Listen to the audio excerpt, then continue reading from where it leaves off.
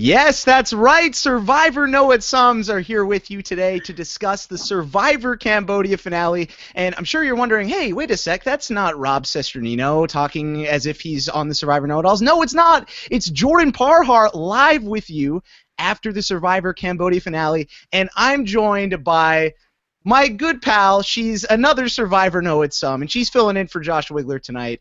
It's the great Jessica Liese, ladies and gentlemen. Jessica, how are you doing this evening? I'm pretty great, Jordan. We got a guy in a plaid shirt. We got a guy with glasses. It's just like Rob and Josh are here, really. It really is, right? I mean, it's the exact same. It's great. I love it. It's exactly the same. Now, we need to be really clear with you guys. The reason that you're not seeing Rob and Josh is because Rob and Josh are off doing something far more exciting. They are off at the actual Survivor finale, and we want to let them enjoy that. They're going to be recording something. It will be up tomorrow. So hang out with us for now. It's going to be a lot of fun. We have a lot to talk about. We have a lot to talk about, and yeah, Jessica's right. So that's Rob and Josh are having fun. They're at the finale. We're here to break it down live for you, so that way you guys have something to watch tonight after the finale, because there are tons of reactions. People want to know what's going on. We want to hear from you guys too about what you guys thought about the Survivor Cambodia finale. Second chance. Jeremy Collins wins unanimously. Quite a night. So definitely tweet us. We are live here on a Google Hangout. So if you want to send us your questions, please do so. Leave them in the comments below on the YouTube video. Or you can tweet us using the hashtag RHAP. I'm at Jordan Parhar, and Jessica is at Haymaker Hattie. Okay, well, Jess, let's just hop right into this thing. We're gonna try and keep this thing not too long, because Survivor Know It Alls is gonna be posted tomorrow. So there's plenty of coverage that's coming out as well. There's also going to be a Survivor voicemail recap show tomorrow with Rob and Josh. So definitely leave your voicemails for the two of them and give them your feedback if you can't get into this tonight. So that you can leave them a message at 323-282-RHAP, or robhasawebsite.com/voicemail.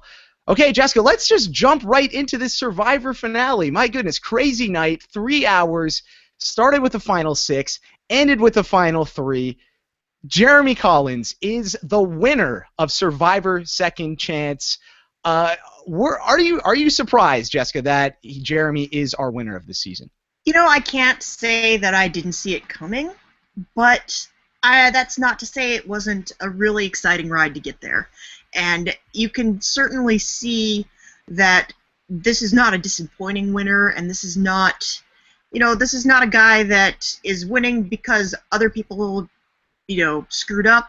He played a good game, and he did a masterful final tribal council, I thought. Oh, unbelievable. I mean, like the performance all across the board tonight, Jeremy was really, he was almost flawless, Jess. Was there anything you would have done differently throughout the final 6 with Jeremy? Obviously, he would have got voted out if he didn't have that idol. But, what else could he have done? He played it flawlessly. Yeah, he was really, even some of the stuff that I thought at first when we're talking about, is he going to flip at the final 4, and is he going to force a tie? I realized after the fact, well, of course he's not. He's never going to do that. But in talking to Kelly and securing that with her, he probably locked down her vote. And that was brilliant too. So it was fantastic. And then again, he's twisting the second chance question that he gets from Kelly Wentworth and turning it into, hey, I'm playing this game for my family. I got a wife and 2 kids at home and another kid on the way. And I think once that happened, it was just like, all right, this is game over. Jeremy has won this game. I didn't think it was going to be unanimous, but I think he had it in the bag at that point. Were you surprised that Spencer Bledsoe and Miss Foxy Tasha Fox, did not get any votes at this tribal council? Spencer, I was a little surprised. And there's a couple of kind of random, stupid reasons I'm surprised Spencer didn't get any votes. But Tasha, I'm not surprised, because she was like the Cassandra of this tribal council. Nobody asked her any questions. She got a couple of passing mentions, and it felt like it was always between Spencer and Jeremy, and maybe it wasn't even between Spencer and Jeremy at that point. The one thing that did surprise me was Kelly Wigglesworth, kind of clawing at her last piece of relevance by calling back to Greg Buis. And I thought, Spencer plays this the game theory way. He looks at what everybody else has picked, and he picks the number that's going to give him the best possible shot at guessing the right number. And I guess the number must have been 1 or 2, because... But that just stunned me also. Yeah. I mean, she's like, okay, Jeremy, first off, the pick a number thing with Greg Buis, okay, fine if it's with 2 people, but with 3, I mean, it's really unfair to the first person picking, because it just kind of sucks. And for Jeremy, he picks 2, which I was just like, wait, why are you picking 2? But then I guess really, I mean, he knows what he's doing, because it worked. And he won. So, I mean, I guess he probably, and this is completely random, but I guess he figured if I go 5, then I'm going to get picked, they're going to take opposite ends, and I'm going to have to get dead on. Whereas if I choose at the opposite end of the spectrum, at least maybe I'll get 2 numbers at it. So anyway, brilliant move by Jeremy. It worked out very well for him, and he's the winner as a result of that. Spencer, getting no votes, Jess, do you think there was anything differently that Spencer could have done at that final tribal council once he's in that moment? Well, he could have knocked someone up a few months earlier, maybe. That'll do it. Seriously, I don't think anybody there was voting against Spencer or against Tasha. These were all votes that were cast for Jeremy. And in that case, I think this is true of every time someone has won unanimously. People aren't really looking to punish someone that they feel shouldn't have been there. They were really just looking to reward somebody that played a great game. Yeah, and that's exactly what they did. They rewarded him for the great, masterful gameplay that he pulled off, and it just unbelievable, really. And I was just thinking about this tonight, Jess, watching the episode. How do you think Jeremy, a guy who is a physical threat, who showed in San Juan del Sur that he got eliminated pretty shortly after the merge, but he did show that he's got chops for this game. How in the world did these guys let Jeremy get to the end? It's a crazy thing that you ask yourself every time you see someone play such a steamroller game. And I think it's something, I guess maybe the Cambodian heat got to them. Everybody was half dead by the end of the season. They just weren't thinking straight. Because I would have looked at Jeremy. I would have wanted him. I mean, I have the advantage of being able to see everything and having confessional access and knowing the way that it's playing out, but you have to think this was a flaw in everybody's game, that they didn't look at Jeremy and say, this is a guy that's going to go all the way. Yeah, and what really boggles my mind too is I agree with you. I think it's interesting with there's a lot of times where players steamroll seasons. We've seen your Kim Spradlins. You might not want to say he steamrolled it, but we've seen a unanimous win with Earl Cole. I think with those guys though, they did it on a season with all new players. Mm-hmm. Never, and again, this comes back to the theme of this season. Whether we're calling it the evolution of Survivor, as Steven's referring to, and all these things, and the game is evolving. We've never seen it where somebody has been on an all-returning season, a big alpha male guy like Jeremy, steamroll everyone and go to the end and dominate this game. So kudos to Jeremy Collins. I mean, phenomenal job by him throughout the season, and I think we got to look at Jeremy as one of the best winners that has ever played this game. Correct, Jess?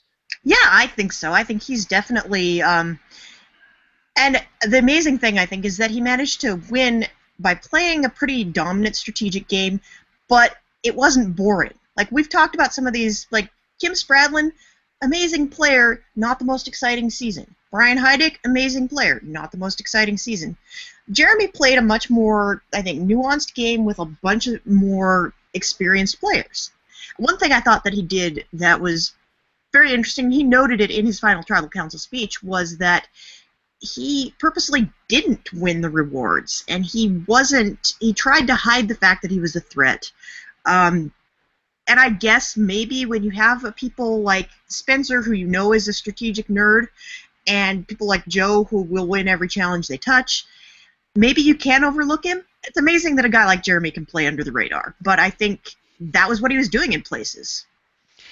Absolutely, and I think a big thing, there was this theme with Spencer and Tasha that they have Spencer saying, yeah, I improved my social game and I'm working on my social game, and Tasha said, I'm here because of my social game and that's why I made it, because of my relationships.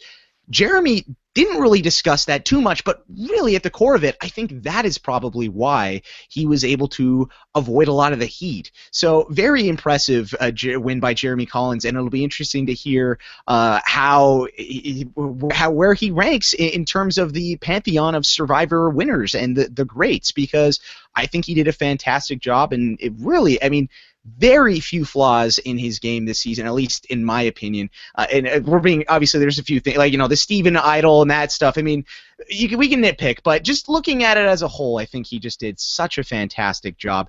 We're gonna get into a few other things. We're not gonna go too long tonight. I'm gonna try my best not to ramble as much as I normally do. And then we'll get into your questions. But a couple things that we have to discuss is, we got to talk about that crazy tribal council. I mean, at the final 6, Jessica, what was going through your mind when we saw, all the votes don't count, Keith is volunteering to go home?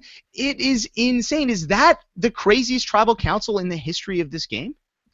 I think it might well be. Honestly, if Jeff Probst needs to, get out his little pen and draw you a diagram of it, you got to know it's complicated. And I seemed to places that he didn't even fully grasp what was going on for a while there. You could tell they paused it in a couple of places, and the producers all got into a huddle and said, okay, well, if this is happening here and that's happening there, then, what does that mean, and who is actually eligible? And it was complicated, and it was really cool to watch it play out. It was really, really fun and exciting, and it's always cool to see things that are unprecedented on the show. And it was just, the look of disbelief on everyone's face. I mean, and Jeremy's he's just laughing with Kelly and pats her on the back. It was like, oh, you had an idol, really? And it just, I thought it was a great moment and really cool. And the thing for me, Jess, that I found really cool was that we got to see Kimmy Kappenberg play this game. I mean, we didn't get to see too much of her this season, but Kimmy really brought it at that Final 6 Tribal Council. Yeah, she was definitely picking up some tips over the course of the season. And, we've seen flashes of Kimmy trying to play the game, and I think there was probably a lot more going on that we weren't shown because it didn't play into the greater arc of the season. But I would be willing to bet that Kimmy probably had something going on every leg of this game. But it was only a few times that anything she did actually constituted a big move that ended up having an effect on the game. Certainly, yeah. I think she had probably a lot more Jenna Lewis in her game, or Jenna Lewis from Survivor All-Stars, than we probably got to see on the show. And I'm glad we got to see that at least tonight, because that was really cool. And maybe her acting job wasn't the greatest, but the fact that she was out there trying to make something happen and not just going with the flow and saying, oh yeah, I'm cool with 4th or I'm cool with 3rd. Now, she was playing to win. I think that was really cool, and I didn't go in expecting that at all. I mean, on my podcast this past week, I was talking to Angie Kantz, and we said Kimmy has 0% chance of winning the game. Well, if that would have worked, who knows? Could have been different. How do you think this season would have unfolded had Kimmy's plan worked? Let's say Jeremy does go home at that Final 6 Tribal Council. Who do you think wins this game? I think it'd probably come down to, we'd probably see a final that had at least Kimmy and Kelly in it. And I think at that point it's kind of a toss-up. I think Kelly had a very good case. I think she would have been great in front of a jury. But I also think Kimmy had a couple of big moves she could have pointed to. And I think there were 2 compelling cases in there. As for who the third person is, that's hard to say. Is it Keith? Is it Tasha? Is it Spencer? I'm pretty sure it's not Spencer. Pretty sure it was going to be one of Keith or Tasha. And, I don't know that Keith could have brought his, Clarence Darrow into the final tribal council and pulled the victory away. But if people were mad enough, maybe. Who knows? Who knows? Would have been interesting. I think we got the better outcome of those two. We did. Just based on, at least that was how the story was presented to us throughout the season. So what we saw tonight made more sense than if we were to get, like a KKK final tribal, if we want to call it that. Well, let's not. Yeah, probably not. Probably not a good idea to call it that. Well, speaking of Keith, let's talk about one other thing that I really wanted to bring up as well. And Keith Nale, I mean, just the past, last week with him forgetting Tasha's name, and then tonight he was just saying, he's like, oh well, that's that might be the nail in my coffin. Like he was Keith being Keith tonight. It was great. And we actually, I don't know about you, Jess, but during the reunion, did it not look like Keith was just ready to burst into tears? Yeah, he seemed very emotional. He did seem like maybe he didn't appreciate being played for the buffoon, because that was Keith's role this entire time. Like, especially after we lost Stephen and his branches and his crying. The person that got the dodo music most of the time, the person that got like the comedic moments at his expense, that was Keith. But it was also, like, Keith always has that sort of hangdog look. He always looks like his eyes are kind of moist. So I don't know. But I think my favorite moment, maybe in the entire finale, possibly would have, like, this is going to make Mario Lanza's next Funny 115, is Jeremy sitting there trying to get Keith's attention for a solid 15 minutes. That was unbelievable, that moment. I mean, he's just snapping at him and like waving, and Keith's just not even looking and not even, oh my goodness, amazing television. And Keith is just great. The thought process, and I was trying to go through this in my head as I was watching the episode, and we saw Keith's answer in the live show, and that was, Jeff asked him, he said, Keith, why didn't you play that hidden immunity idol? Why did you not just, or, the fake hidden immunity idol that Kelly Wentworth made? Why didn't you go for that? And he said that, he's like, well, I just thought that wouldn't have been a good way to go out, and I just couldn't do that. But that couldn't have been the real reason, right? Just like, why would he not go for that? He may have forgotten. I'm just saying. But, this is also the same guy that was this close to stepping down at the end of the previous tribal council. Which, that also made no sense, too. I mean, what? I mean, he almost steps down, and then there's this, they show him reaching for something in his pocket, like as if he's grabbing the idol, but then he doesn't do it, Jess. So, I guess, are we just Keith Nale's just on another level then? Yeah, I think he says there's no real logic to it, but I think there's Keith logic. I think I think he has his own values that he feels like they're important to him in Survivor, and he manages to get pretty far on the strength of being a guy that's easy to get along with. And at a certain point, he runs up against the strategy, and he's not ready to go that direction. Yeah, poor Keith. I mean, great dude. We love him. Not the best Survivor player, but some great moments from Keith. I mean, just the comic relief from him, fantastic. And I think something that what I came to, the conclusion I've come to, is back to what you said, is the buffoon thing. He's getting that edit. I think Keith might have thought that, oh, well, if I play this idol, or if I pretend I have a fake idol, my buddies at the fire hall are going to make fun of me. This is going to be the new stick to the plan if this doesn't work. But so I think that maybe was in the back of his mind. Who knows what it was, but it would have been very interesting had he done that, because I personally think that they would have voted out Spencer in that spot, don't you? Yeah, I think they would have. If he had been able to convince people that was an idol. It was a pretty well-made idol. Someone pointed out on Twitter that that looked an awful lot like the birthday present that Cass made for Kelly. Did she repurpose that into the idol? Yeah, I don't know. That's a really good point, and I believe that was from Ben on Twitter. Sorry, I didn't see your whole name, Ben. But Ben, great point. I think that certainly is where she got a lot of those materials. And because there was like that, I don't know what it was. Those beads. There was like bluey green, the bluish green color. I'm pretty sure Cass I remember Cass giving her that. So Yeah, that's a really good point, and interesting how that foreshadowing came into play. The birthday present almost, I mean, it almost helped Kelly Wentworth win the game. That would have been something else. Speaking of Kelly Wentworth, uh, oh my goodness, I mean, amazing job by Kelly this season. So great. Everyone, so many people, so much love for Kelly Wentworth out there for a lot of people. Fantastic job, I think. I don't think, personally, I don't think that there's much else she could have done, and we couldn't have imagined this in our wildest dreams. I saw Josh Wigler tweeting earlier that the DC prophecy, the Drew Christie prophecy, has finally come to fruition. Jess, what do you think about Kelly Wentworth and her playing this game again? She's got to get another shot, right? Yeah, I think she's a lock for Survivor. Third time's the charm. Yeah, honestly, it was clear, like, she really has seen every episode. She really knew what she was doing, but she got dealt a bad hand where I think Jeremy and Tasha, and to a lesser extent Spencer, got dealt a much better one. And she has been on the bottom pretty much from day one.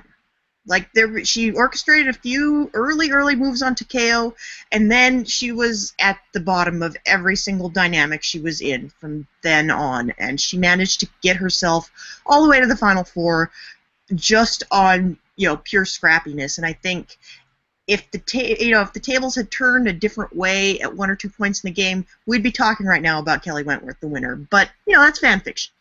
It is, but amazing job. I can't say it enough. I love Kelly Wentworth. I'm sorry, I can't hide it. She just did such a great job.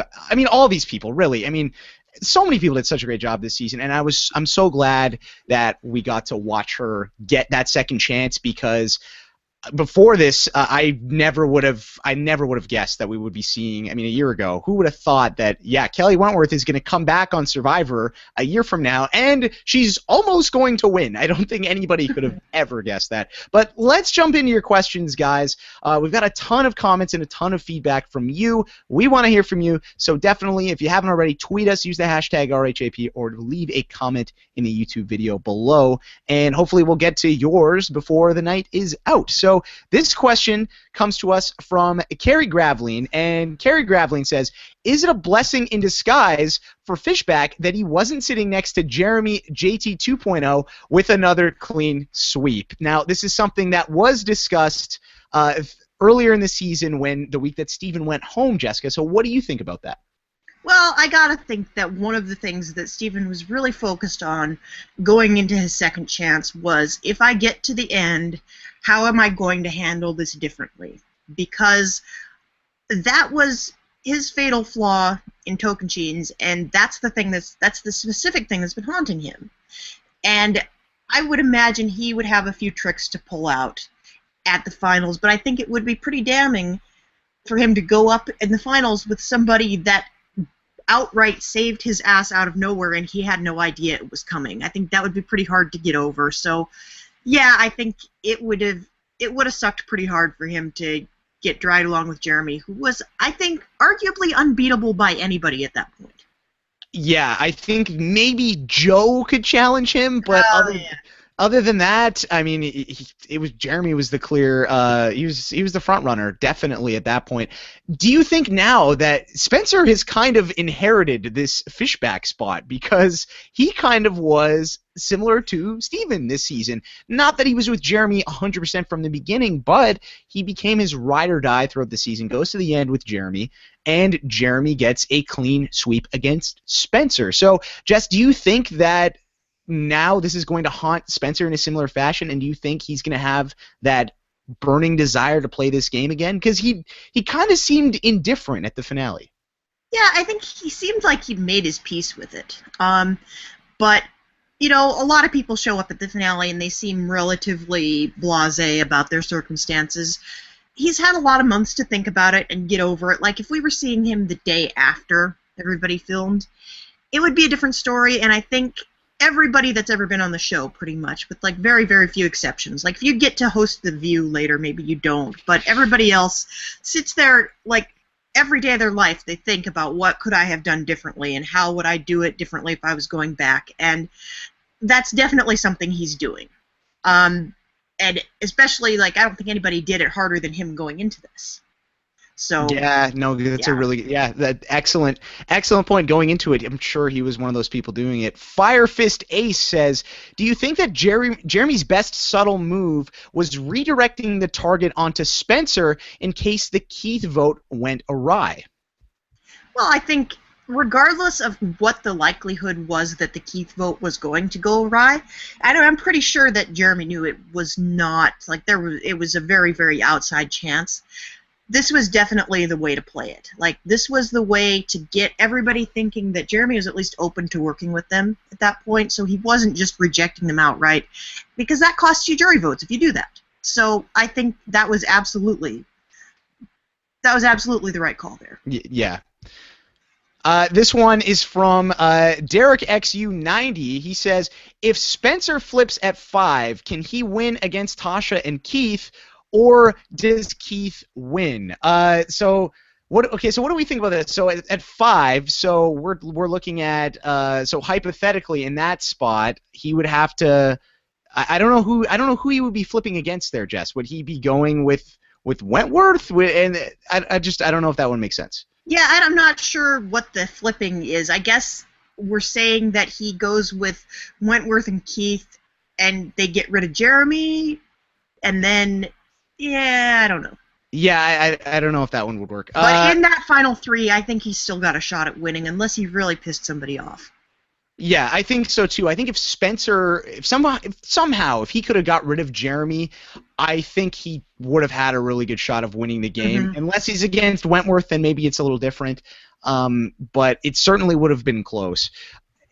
Jeremy, no one can take Jeremy. That's terrible. Okay, it's terrible for everyone else. I feel bad for them. It's great for Jeremy, and I loved it because fantastic. Great story and amazing for him and Val and the family. This one comes from Edward Morris, my buddy Edmo. He says, "Who were you disappointed to not hear from at the reunion, Jess?" Oh, well, I was impressed with the even-handedness of, or the relative even-handedness of Jeff Probst's, alumni canvassing, because there have been seasons where he's talked to 3 people and nobody else. So we heard from almost everybody on the jury. He gave everybody a fair shot, and he didn't talk to any random children in the audience, so good job, Jeff Probst. I would have liked to have heard from some of the earlier people. Like, the only person from the back row he talked to really was Varner. And Varner and Terry, of course, but Terry doesn't even count because, Terry had a special circumstance. But, we could have talked to PG a little bit. We could have talked to Shireen a little bit. It was... there are people that we don't need to hear much from. Like, they didn't really contribute a lot to the story. And I understand why we don't talk to every single person anymore, because in those early seasons that got tedious too.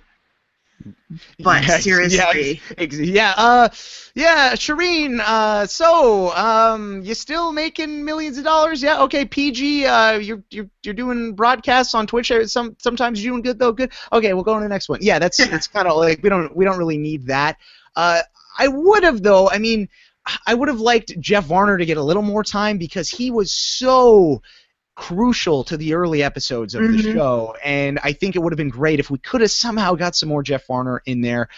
I was disappointed that we didn't really hear from Cass. Did we not hear from Cass? We heard from her a little bit, but it was more in, like, it was kind of in the blurty capacity if we're going back to the finale draft. She didn't really directly get asked anything, but she weighed in when it was appropriate, and, she gave Andrew Savage a snuggle, so we got to feel bad for her there. Oh my God. Can we just for a sec talk about Andrew Savage? Andrew Savage, okay, calling out Spencer and Jeremy for them being arrogant. Oh my goodness! Like, what?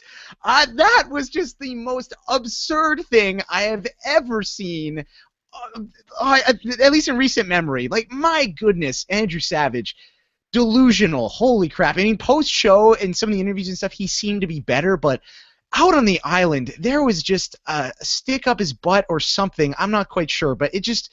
I was not a fan of that at all. It was actually hilarious how crazy that was. Yeah, and on the heels of him of him explaining to everybody what the jury was and like what they were going to do and why it was important. It's like, I know you and Jeff Probst are BFFs, but that's his job. He already did it. We're good.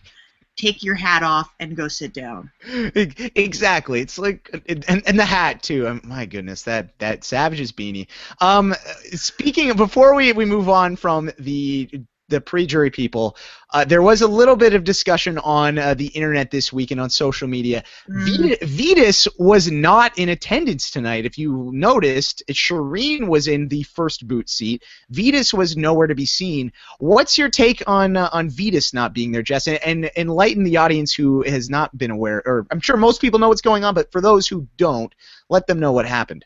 Yeah, well, basically the moral of the story is if you are the first person kicked off of Survivor, don't ask to be sent home instead of going on the pre-jury trip.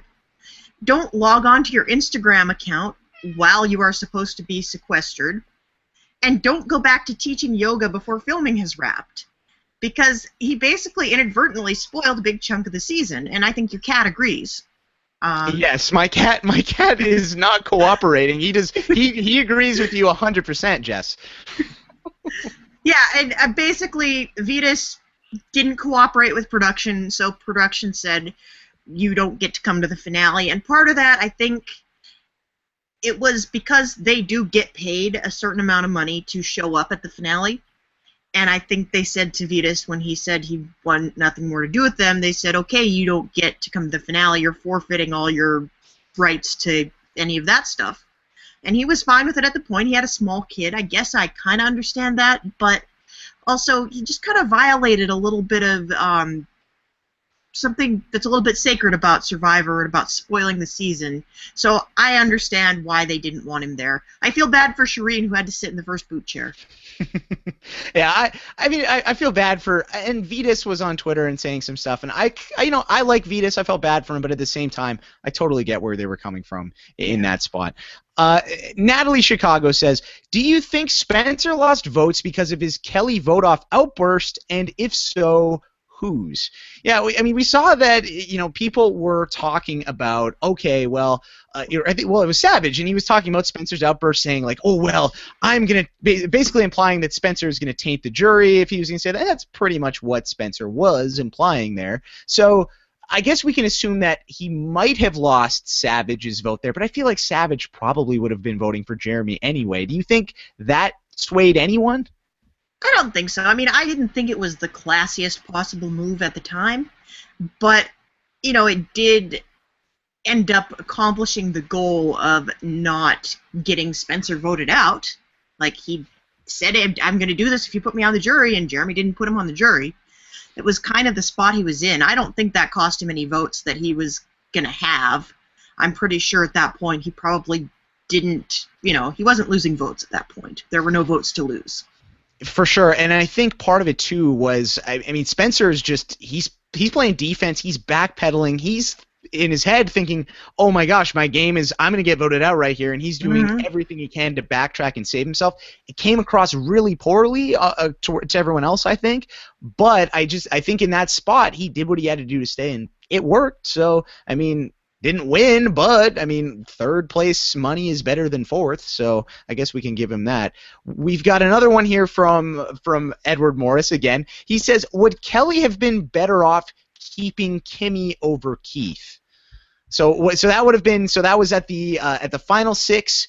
There was the tie, then there was the revote, and it was like, all right, well, Jeff's like, okay, guys, well, you're going to decide. Either Keith goes home, or if you want to vote out Kimmy, you can send her home. So Kelly decided she wanted to side with Keith, and she convinced him to stay. Was that the right call? Yeah, I think so, because, for all of Kimmy's talk about, I need to make a big move, and I need to flip on my alliance, I want to work with you, she still has these previous ties to all these other people, and she's also, like, Keith is somebody you can mold. Kimmy wants to make the big moves. Keith does not want to make the big moves. Like, if you're going to be playing the game, if you can only play the game with one of them, play the game with the one that will do what you tell them to, and they'll think that's a good deal. Like, Kimmy's not going to do that. So, yeah, absolutely, that was the best call. To play devil's advocate, though, I think if Kelly is thinking, okay, I just need to win out to make it to the final tribal council, wouldn't you rather go there with Kimmy instead of Keith because Kimmy's weak in the challenges? And as Keith said tonight, what was the it was what was it? It was a ball something. I have it in my notes, but it was hilarious what he said. And I feel like ball savviness. That's what. Yeah, that's what ball he said. savviness. That was Keith's gold. got that. Yeah, that was amazing. Keith's got that ball savviness. So what? Because that must have come across her mind. No. Yeah, I mean, if anybody's a challenge threat, it's Keith. And if you bring Kimmy to the end, you're bringing her through a path that involves her alienating everyone she's worked with in the game up to that point. That is a fair point. But I think...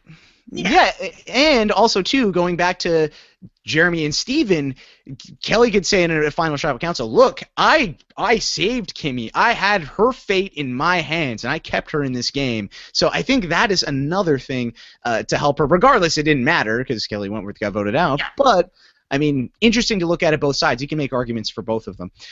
Here's another one. This one is from Bobby Jefferson, and he says, are we giving Spencer a bad rap? He didn't win immunity at Final 4 and 5, so he needed a solid alliance to survive. Yeah, I mean, I think Spencer did a great job this season. I just think the problem is he was sitting next to Jeremy, and he aligned himself with somebody who virtually nobody can beat. And I imagine you agree with that, Jess. Yeah, I mean, Spencer played the hand he was dealt. I thought he played very well. And I think he definitely corrected a lot of the mistakes he made the first time out. I absolutely think it was a huge improvement on his part. It just wasn't quite enough given the circumstances that he was in. Yeah, definitely there. I hope we see Spencer again as well, because I think that, I mean, although now, I mean, he finishes in 4th and then he finishes in a tie for 2nd, so I think it's going to be kind of tough for him to do well in a season. Here's another one. This one is from @wordj. M. Hummels. Wow, this is quite the name here. Thinking back at that final 6, couldn't Kelly vote for Tasha if she was playing the idol? Okay, so this is an interesting one. So before the votes happen, we're saying that Kelly, if she knows she's going to play the idol, instead of voting for Jeremy, like Keith and Kimmy are doing, throw one on Tasha. I think theoretically that could make sense, but I think the thing there is that Kelly did not anticipate that Jeremy had an idol, right? Yeah, nobody did. I mean, we saw that great scene where Spencer and Jeremy are sitting there, and Spencer's like, well, she already had an idol, so she can't have another one. I mean, you already had an idol. No way you have another one. It was fantastic. Like, you couldn't script that. That was so good. And, yeah, I mean, it was funny. I'm surprised that Spencer, I mean, because, yeah, he just thought it was absurd that Jeremy would even bring that up. So I wonder if Jeremy saying, oh, well, what if she has another one? And then Spencer's like, no way she wouldn't. And Jeremy's like, no, oh, well, she could. I wonder if that maybe made Spencer think, oh, is it possible that Jeremy has an idol? Because if I was up there, that might have got the wheels turning a little bit. Alas, he was surprised, so I guess not really. But interesting clip for sure amongst many in this finale. This one's from @Bachelorettes on Twitter, and Bachelorette says, did Spencer pull an Amanda Kimmel final tribal, and or do you think Jeremy had a Dan Giesling finale and owned his moves? Wow. Well, I don't know if it was quite as bad as Amanda Kimmel. No, I don't think so. I don't think that was that bad. The constant, though, is that both Amanda and Spencer played very solid games, but both times they went up in the final tribal against somebody who was better than they were, and that's really what it came down to. I think Amanda Kimmel gets a lot of heat for playing not the greatest game and all this stuff, but Amanda was a good player. She just happened to be sitting next to Todd Herzog and Parvati. So that's that. The Dan Giesling comparison. Now you're familiar with Big Brother, right, Jessica? Yeah, I am passingly familiar with Big Brother. Okay, like you can't work for RHAP for as long as I have and not have a little familiarity with Big Brother. Okay, so the Dan Giesling comparisons, that was interesting. I don't know. I mean, it really almost was on the level of a Dan Giesling type of finale in jury questioning period and that's Big Brother 10 Dan Giesling, not Big Brother 14 Dan Giesling. Of course. But I do think, though, Dan, I just think individually, how he tailored his answers and everything was just masterful in Big Brother 10. Whereas with Jeremy, I don't know if he was so masterful in terms of how he was answering to people's questions individually. I think it was more so just some of the things he was saying, it was very inspirational, and then also just that the family thing. I think once that happened, it was like, all right, checkmate, this thing is over. Yeah. I mean, I think Jeremy had it won going into the tribal council. He would have had to screw up pretty epically. So he didn't necessarily need to persuade people. He didn't have to win them over individually. They were all he'd set them up to be on his side to go in there, but then he had that trump card that he threw down at the very end, and that sealed the deal. Yeah. All right. This one is from, my buddy Adam Rita. Adam Rita says, does Jeremy still win unanimously with Wentworth in the final 3 instead of Spencer? Great question, Adam. What do you think about that one, Jess? I think Wentworth gets votes. I think Jeremy still wins. I'm with you on that one. I think that Wentworth probably, although it would have been interesting. I think Sierra she could have pulled. Yeah. I think Abby she could have pulled. I think Cass she could have pulled. So there's 3 right there. And then who knows how else things swing and her arguments at the final tribal. I'm with you in that it's probably Jeremy though in that spot. Okay, yeah. So we're gonna try and wrap this thing. It's 11:55 on the East Coast, so we're gonna try and wrap this thing up in a couple minutes here. So we're gonna get a few more in here. We're gonna wind things down. This one is from Nicolette Wads, and she says, "Great Jeremy win, but for those trying to beat him, Spencer, Kelly, Kimmy, when was the right time to make a move against the family man?" I think you got to take him out. Within sight of the finals, but not within close sight of it. Like, get him at 6 or 7. And 7's a great place to make a move against a power player, and I think that would have been a capital time to do it. Yeah, 7, always a good spot. I mean, I'm just trying to rewind in my mind who was around at 7, but I'm sure a guy like Jeremy, who knows? We weren't out there, but I feel like Jeremy is a guy that you could get anyone on board at you should at least be able to get anyone on board at any time to take him out. So 7 would have been great. I'm with you there. I mean, honestly, any time, just when you got a chance. But once you get to 5 and 4, I mean, letting a guy like that get there, it's certainly dangerous. Okay, here's our last question from Rob as a Planet. This one's from Johnny D. Silvera. Johnny says, does Jeremy Collins rank in the upper, middle, or lower third of all-time Survivor winners? Jess, what do you think about that question? I think he's got to be in the argument for upper third. I think this was a great game, and it was not just a great game, it was an interesting game. And I think that almost puts him above other players of a high caliber because he kept it watchable. He really did, and he played a clean game too, right? Mm-hmm. He wasn't like Tony out there. He wasn't going all over the place. He was calm. He had good relationships. He never had to. He was in the know pretty much every single vote. He knew it was even when Steven was going home. I guess maybe not so much, but for the most part, he knew what was going on. Played a clean game. Excellent work by Jeremy Collins. This season as a whole. Jess, what do you feel about that? I'll ask you the same question in terms of the third. So, I guess in the thirds, I think that's kind of clear. It's in the top 10, right? It's in the top 10. I wouldn't say it's in the top 5. I mean, it had probably the best cast. It was the most anticipated. It had the fewest total dud episodes, but it was also the thing we sacrifice for that is the narrative arc, and I felt like there were times when the story that we were being told was all over the place because they were trying so hard to make every single vote out something that we didn't see coming and something that people were. I think those little voting blocks happen almost every season. I think this is just the first time we've had a name to them, and I think it's the first time they've been played up. So that's what I think. What are your thoughts? No, I think that's certainly a fair assessment. I think and also too the idea of what Jeff Varner said tonight, right, was that everybody was a great player. Yeah. Everybody knew the playbook on all of these players. Nobody trusted anyone, so that kind of amplified it a little bit. In terms of where I would put it, I'd have to just look at them as a whole. But off the top of my head, I think it does hit the top 5 for me. I don't know if it's the top 3, but it's certainly in the discussion. I thought it was a great season. I was entertained the through and through.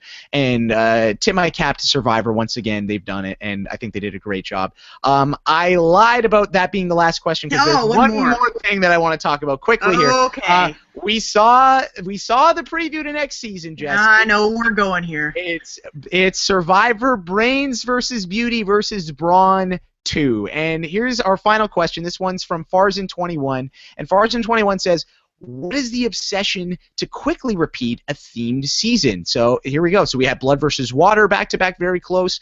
We've had Brains versus Beauty versus Brawn now. I mean, we had it in 28. Now we're doing it again in 32. So what do you think about that? And what do you think of what are your just initial thoughts on this upcoming season we're going to see? Well, honestly, I think Brain versus Brawn versus Beauty. Cagayan was a great cast, and from what I know about that, they had a cast, and then they decided to shoehorn the existing cast into these 3 buckets.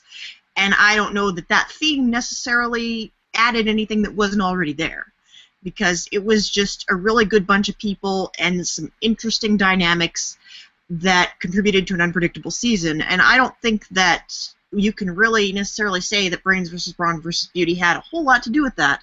So I think it's going to depend on not these buckets and not this theme, but who are these people we've got? Like, would they be good in any season? So I hope we have a good cast. Yeah, I think, and if you look at Blood vs. Water 1 and Blood vs. Water 2, although San Juan del Sur, those guys look really good this season, I think the consensus is that Blood vs. Water 1 was so great and that you can't really, and Blood vs. Water 2 was a season where they came up with a theme and they were casting to that theme.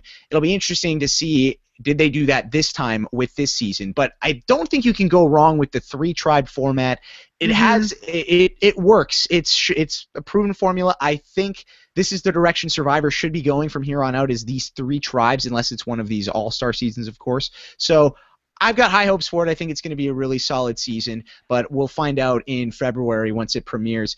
There was one of the people though that they showed, Jess. It said he was an Army veteran, and his name was, I think it said Caleb. He looked a little bit familiar. What did you think about him? He? Well, I recognized him from the summer that I decided, well, everybody at RHAP talks about it so fondly, I'm going to get on board with Big Brother.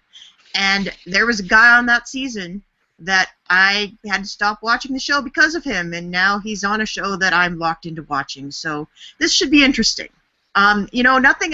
I'm sure he's I'm not sure actually, but he may be a perfectly nice human being in real life. But from what we've seen of him, I'm not looking forward to it, honestly. Beast Mode Cowboy, I'm out here on the Survivor Island, and I'm looking, and I see, there's Amber, and oh man, I would order millions of prescriptions to Amber's magazine. That's all I have to say. I hope we get some more of those moments from Caleb on Survivor this season, because I mean, some of his DRs in Big Brother were quite comical, and yeah, I mean, I don't know how I feel about it, but I'm like Keith Nale. He can bring some comic relief, so I'm going to remain hopeful. His strategic chops were not maybe up to, a Dan Giesling. And I feel bad for any beautiful woman that's out there with him, but you're right. He was very funny at times, and I hope we see the funny side and maybe not so much the stalker side. Yeah, we don't want to see that. I think I'm pretty sure he's engaged now, so I think. Oh, well, good. Congratulations. Yeah, so good. Very happy for him. Yeah, congratulations to Caleb, Beast Mode Cowboy. I believe he's engaged, so I think hopefully we won't see that on this season. Got that out of his system. I'm happy for him. I'm happy for all the women of the world. Yeah, I think we can all agree on that. Any final thoughts, Jess, before we get out of here today? Mainly, I just want to say that it has been so much fun to be a part of the RHAP community during this season, and I feel like this season has lasted twice as long as any other season because we had the campaign, we were invested in these players in a way we've never been invested in a Survivor season before, and it's really such a great time to be a Survivor fan, and especially to be an RHAP fan. So I'm really privileged to be a part of this community, and especially to be talking to you here tonight on finale night. Yeah, me too, Jess. It's been a blast. Thank you for joining me. And it really is the golden age of Survivor. I mean, we've got just an amazing season. I mean, just so many people involved in social media and in the Rob as a Planet and, you know, the RHAP community. It's been great. It's been a lot of fun, and I'm so thankful and happy that I've been able to be a part of it as well. So thank you to you guys for tuning in tonight. We really appreciate you guys hopping along and joining us. We need a hashtag for this episode, Jess. So I don't know what we want to roll with. We could go hashtag Jordan's cat. I think we could do that because my cat was meowing earlier. So maybe, do you want to go with that and then hashtag know it sums because that's what we're calling ourselves? I think we can go that way. Okay. So take your pick. So take your pick. Tweet what you want. If you liked my cat, use hashtag Jordan's cat. If you liked Jessica and I doing this recap, use hashtag know it sums. You tweet Jessica. She's at Haymaker Hattie. You can tweet myself. I am at Jordan Parhar. Remember, leave your voicemails for Rob and Josh. Go to robaswebsite.com/voicemail. Make sure that you leave some for them because there's plenty to talk about, and they're going to go on and we're going to get so much Survivor coverage in the next little bit. So sit tight. You're going to hear from Rob and Josh very shortly. Hopefully they will have their recap posted online very soon. And don't forget, if you haven't already, if you like this tonight, don't forget, you can always see Jessica during the Amazing Race season every Friday live after the Amazing Race episodes. That's starting up back in January, right? February, actually. Lincoln's birthday.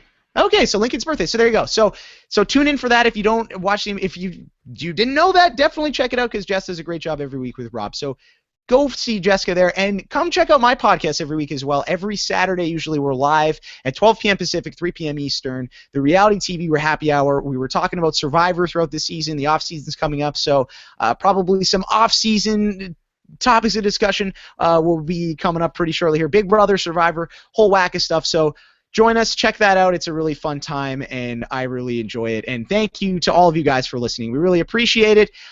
Enjoy your evening. Happy Survivor finale. For Jessica Liese, I'm Jordan Parhar. Hashtag Jordan's cat. Hashtag know it sums. We'll talk to you soon. Take care. Peace out.